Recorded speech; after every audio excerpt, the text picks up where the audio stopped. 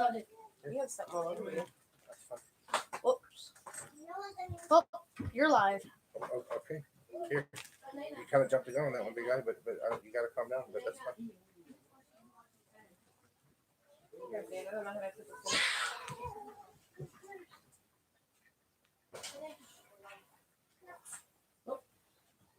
Hey guys.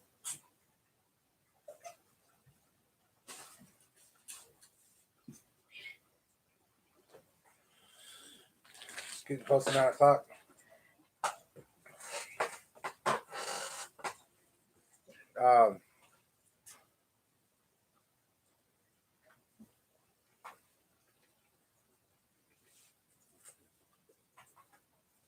We've been coming together every day at 9 o'clock. And here we are again. And you guys come on. So I want to kind of carry on where we left off yesterday. Yesterday we talked about the Last Supper and the events that unfolded at the Last Supper.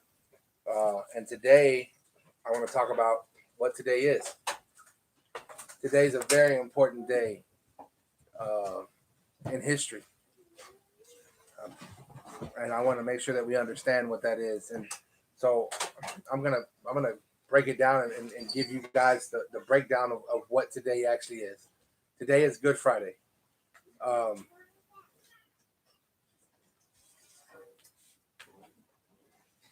And what happened on Good Friday, looking back, is a great thing. But in that moment, it was a really hard day, a sad day for the very first Christians, the very first believers of Christ.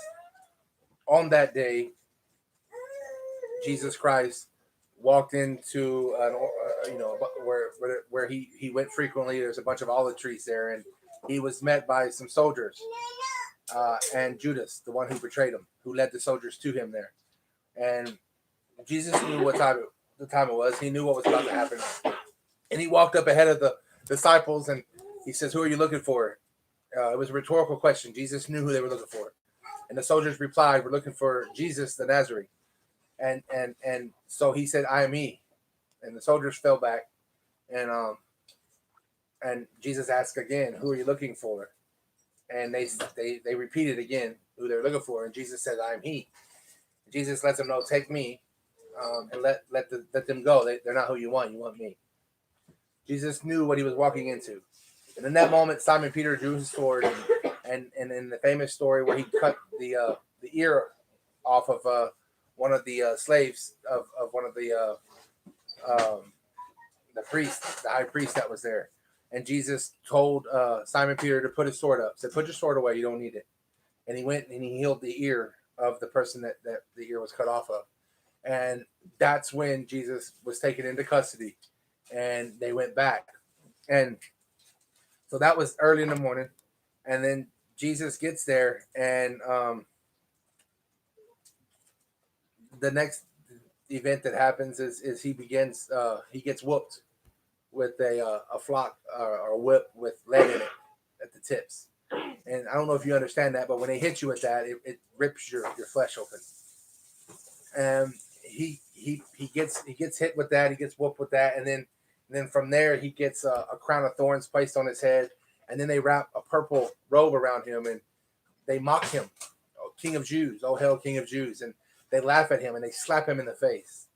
And this is the beginning of a whole lot of torture. And he gets spit on, he gets hit, he gets mocked and made fun of.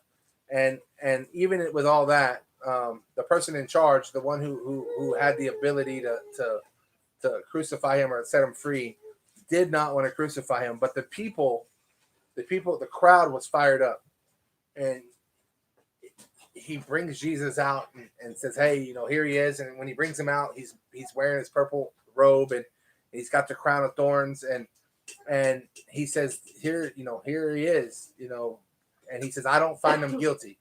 But the crowd screams, "Crucify him, crucify him." The crowd is full of hatred, and they don't take no for an answer. And so he takes them back, and right now we're getting about lunchtime. It's about noon. It's about 12 o'clock. And he asked Jesus, he says, hey, he says, who are you? Where are you from? And Jesus does not reply. Jesus knows what needs to happen. And he tells him, he says, don't you realize that I have the power to let you go or to send you to be crucified, to finish this? And Jesus replies to him and basically lets him know that you don't have any power over me. If you had power over me, it would be given to you from above. He says, the one who turned me over to you, they're the ones that have to live with this sin. And so he takes him back out. And again, we're around noon, middle of the day. So they continue on and they go from there to he's being crucified. He carries his cross and he's walking down the street. He's walking down. He's carrying his own cross after he's been beaten and whooped and his flesh has been ripped open. He's been slapped and spit on.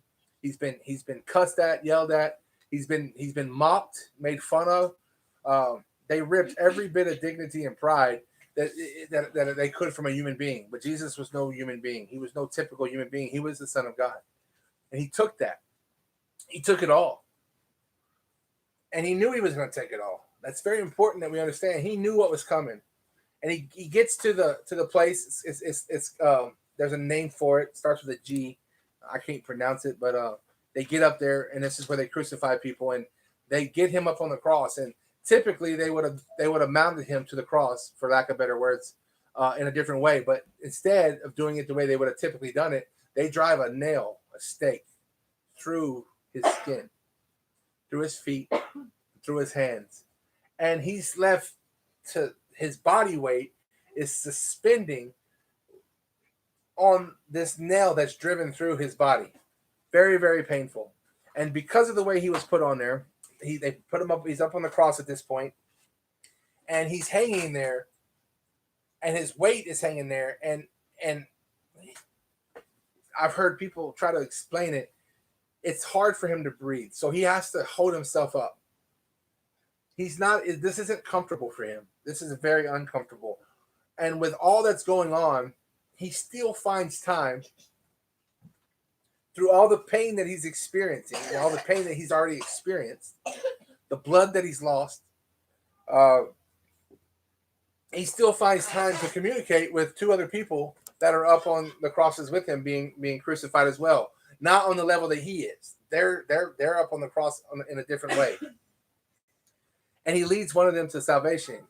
That one of them accepts Jesus right then and there, and Jesus tells him that you will share with me in my Father's house. So the other one didn't he refused.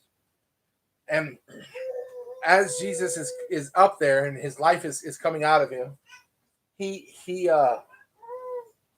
cries out and says, "Father, forgive them, for they know not what they're doing." Even after all of that, he cries out and asks for forgiveness. And then with his last breath, he says, "It is done. It is done." He's acknowledging that he did what he was sent here to do, and it's finished. And they stabbed him with a spear to make sure that he was dead. He was dead.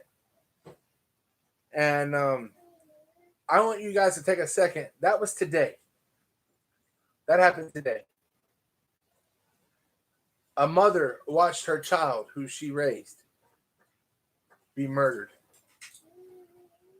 Disciples who walked with this man, spent day in and day out with this man, witnessed miracles and love like no other, witnessed him be murdered, him be belittled and cussed and hated. All he ever did was love. The whole time he was here, he loved. He healed everyone that came to him. He proved that you can live without sin on earth. He did it. He's the only one who's ever done it. The only one that did not ever deserve to die, and yet we still did that to him. It was a dark, dark day. So when we celebrate Good Friday, I want you guys to remember that there's some folks who did not celebrate it in that way, because they knew Jesus told all of them, this is what's going to happen. He explained it to them. This is what's going to happen. So they knew what he said, but they didn't know. They didn't understand in that moment that Jesus was going to come back. Up until that moment, there were words, just like the words that we read here. So they were mourning. And how do I know that? Because if you read past that, and I'm going to urge you guys to do that, we're going to keep going through the Bible up until Easter. If you read past that, the disciples, Simon Peter tells them, I'm going to go fishing. For 3 years, he hasn't done this. He goes back to fishing. He goes back to what he did before Jesus came in and walked with him. Because he just saw everything, that his whole foundation was just crushed in front of him. And Jesus, who lived with him, was gone now. So that's how I know that yes, he told them what was going to happen, but they didn't see it. We have hindsight. We have the word. We get to go. We know that today is a glorious day, but they did not know that at the time. That's important. I want you guys to keep that in your mind. So they watched their Savior, their Messiah, their Father, Jesus Christ, the Lord, their teacher, their son, their brother. They watched him be murdered innocently for no reason, and then taken down, and then they put him into a tomb, and they sealed it with a rock. That kind of finalizes it, folks. A lot of us have lost people. I've lost many people in my life. When they put them in the ground and they put the dirt on top, it gets real at that point. You understand that they're not coming back. It's over. They watched that happen to Jesus. And I'm sure that it was deep in their heart. I'm sure it just ripped their heart out of their chest. Because I can think of how I felt when my loved ones had dirt put on top of them, and I knew that they weren't going to be back. It was over. Even though Jesus explained to them that I will return. Because I am the Son of Man. I'm the Son of God. I'm going to come back. It wasn't registering. So today is Good Friday because we